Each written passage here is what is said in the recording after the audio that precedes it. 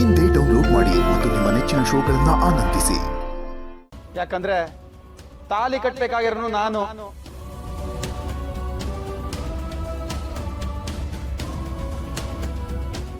ಯಾರು ಏನೇ ಅಂದ್ರು ಜೀವ ಹೋದ್ರು ರತ್ನನ್ ಕೂಡ ಮಾತೇ ಇಲ್ಲ.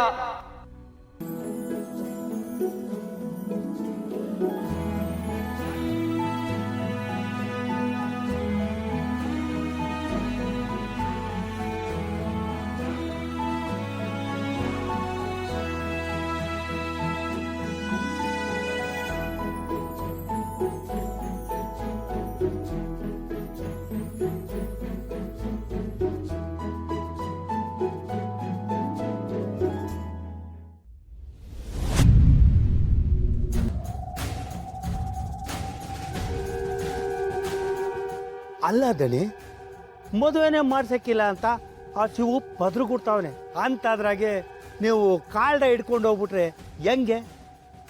ದಡ್ಡ, ಅಟ್ಟದಿಂದ ಬಿದ್ದವನಿಗೆ ದಡಿ ತಗೊಂಡು ಬಡಿಬೇಕು. ಆಗಲೇ ಬೀಳಿಸಿದ್ದಕ್ಕೂ ಬೆಲೆ, ಬಡ್ದಿದ್ದಕ್ಕೂ ಬೆಲೆ ಅಲ್ವಾ? ಅಪ್ಪಯ್ಯ ಅರ್ಥ ಆಯ್ತಿಲ್ಲ. ಇನ್ನು ಮದುವೆನೇ ನಡೆಯಲ್ಲ, ಮುರಿದೋಯ್ತು. ನಮ್ಮ ರತ್ನಿಗೆ ಕಂಕಣ ಭಾಗ್ಯ ಕೂಡು ಬರಲ್ಲ. ಎಲ್ಲ ಹೆಂಗ್ಸಿಂದಾನೆ ಇನ್ನವಳ ಮದುವೆ ಕನಸಿನ ಮಾತು, ಹಾಗೆ ಕನ್ಯೆಯಾಗಿ ಸತ್ತೋಗ್ತಾಳೆ ಅಂತ ಶಿವು ಭಯ ಪಡ್ತಿರ್ತಾನೆ.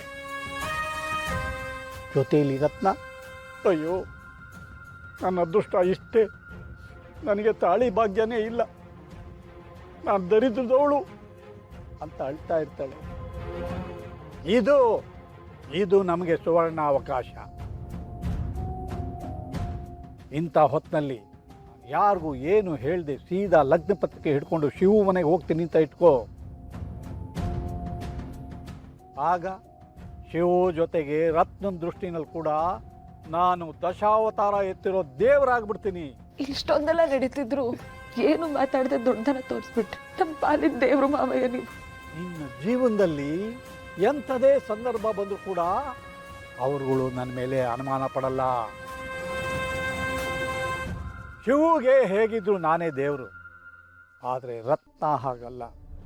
ಬುದ್ಧಿವಂತೆ, ಓದ್ಕೊಂಡಿರೋವಳು, 4 ಜನಕ್ಕೆ ಪಾಠ ಹೇಳ್ಕೊಡೋಳು.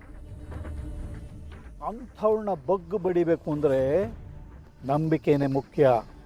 ಆ ನಂಬಿಕೆ ಬರಬೇಕು ಅಂದರೆ ಅವ್ರನ್ನ ಬಾಣಲೆಗೆ ಹಾಕಿ ಬಿಸಿ ಬಿಸಿ ಮಾಡಬೇಕು. ಅವರು ವಿಲ ವಿಲ ವಿಲ ಅಂತ ಒದ್ದಾಡ್ತಿರ್ಬೇಕಾದ್ರೆ ಅಂಥ ಸಮಯದಲ್ಲಿ ನಾನು ಹೋಗಿ ಕಣ್ಣೀರು ಕೊಟ್ಟು ಸಮಾಧಾನ ಮಾಡಿದ್ರೆ ಆಗ ನಾನೇ ಯಾರು